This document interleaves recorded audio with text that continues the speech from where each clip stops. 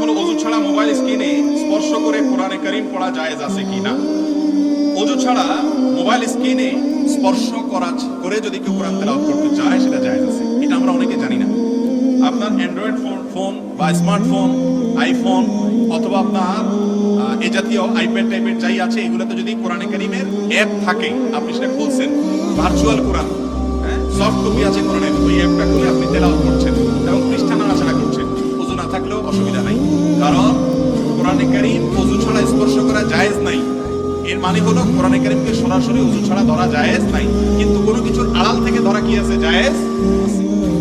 কোরআনে কারীম যেটা soft copy আছে স্মার্টফোনের মধ্যে, এই সফট কপিটা এটা ধরা যায় না, এটা ধরার জিনিসই না। দ্বিতীয়ত কথা হলো, এটা যে দেখা যাচ্ছে এর উপরে আপনার সেন্সর আছে, এর উপরে ডিসপ্লে আছে, তার উপরে গ্লাস আছে, তার উপরে প্রোটেকশন গ্লাস আছে।